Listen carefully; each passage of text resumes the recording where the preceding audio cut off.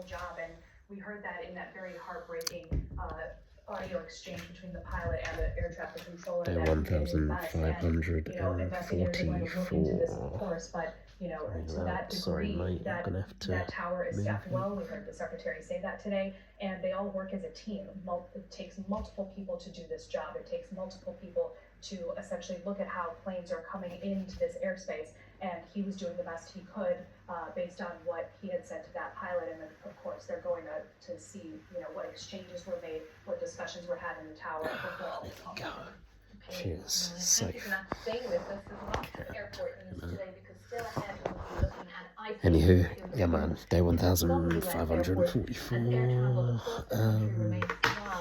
Due to a partial shutdown, so stay with us for that. Around the world. Monday, first day back, first day of the week. And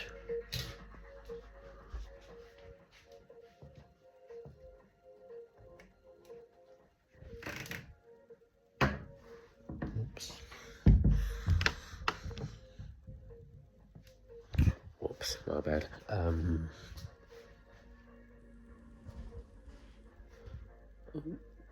Yeah, gotta be quick. So yeah, what am I even saying, man? Yeah, today was alright. Work-wise, it was busy, man. Very, very busy up at work today. Oh my lord, and there were 2 cases that I had at the end of the day, which flipping long, bruv. Oh my lord. Weirdly enough, these are 2 cases I dealt with last week or the week before. I think it was last week. And yeah, I wasn't able to. It was one of those ones whereby I wasn't able to take stuff in because more stuff was needed, and yeah, it was a whole kind of big long story. It was a bit of an unfortunate story, so I didn't like having to be the bearer of bad news. But again, you can only do what you can do. Sometimes your hands are just tied, so my hands were very much tied on this occasion. Causing scenes like this one at Miami International Airport in Florida. Very long line there. Early Monday, the security queue stretched to the equivalent of an entire city block. Meanwhile, the leaders of more than 100 airports across the country have now So yeah, like I said, the hands were very much tied on that occasion. But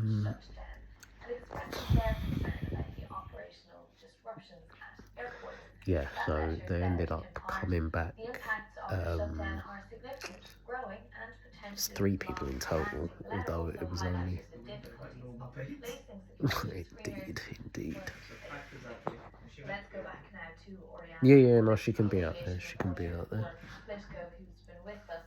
All these very But delays, dispatching ICE agents, is that a yeah, so it was, I think, how many? Yeah, so it was 2 I think TSA is 2 people, but 3 were there in total. So a nice little audience. But yeah, initially they were having issues, so I think when they'd come in previously, obviously it didn't have stuff, so they had to be like rebooked, come back another day. It turns out they were having a bit of issues, and this is clearly my fault, so in my haste to rebook both of them when I did last week, I think I only followed through, and I mean, I started the process for both of them, but I think I'd only fully followed through on one.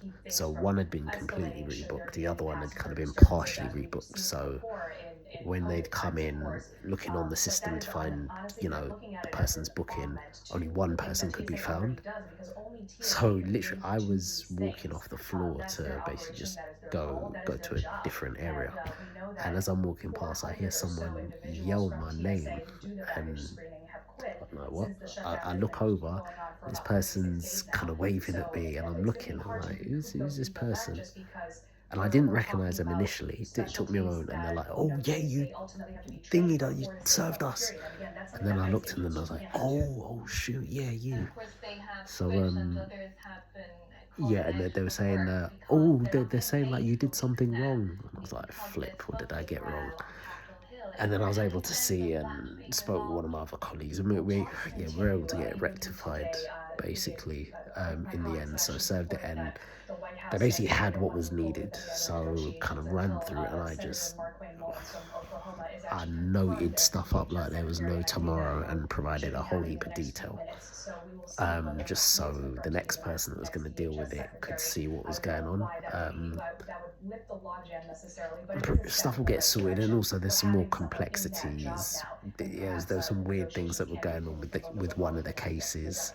Very kind of non-traditional stuff that you don't ever really see. It's the first time I've seen it happen, but it's just weird little quirks, but it'll be rectified. Just hopefully it's rectified in time. So I've got my fingers crossed for them. I wish them all the best, but they left kind of feeling a little bit, you know, not as deflated and somewhat optimistic, you know. So yeah, we'll see what happens with that. So that was kind of somewhat good in a way. Like, I'm happy that I was able to take stuff in. I haven't managed to push stuff over the line. That is now down to someone else. But yeah, I was happy that I was at least able to do my part and facilitate the majority of the journey, you know. So yeah, man. Seeing some madness with Trump and doing his bloody insider trading, as he always does, or someone on his team. Something about how he stated that they're gonna enter into like peace talks with Iran, and that the war's basically over or nearly over. And apparently there was someone that made a 1.2 or $1.5 billion bet, like prior to this news coming out, that there was no 99.999% of people were not expecting this news to drop today. Clearly someone was, and they put over $1 billion bet, and it paid off massively. Clearly someone on Trump's team. Insider trading, wild, insane stuff. Like, it's crime season. It's been crime season. I do wonder though if these things will be, well, it's assuming the Republicans don't win in the next presidential election. If it's the Democrats, I do wonder how much of this stuff is actually going to be looked into. I suspect if the Democrats win, I reckon there's a bag of people going to jail when they come into power, if they come into power. And yeah, people getting penalised left, right and centre, fined and all sorts, prison time. Yeah, man. Crazy stuff. The crypto market is not really doing a great deal.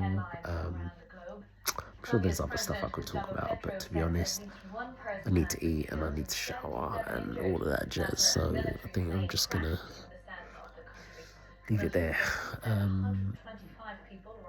Okay, cool.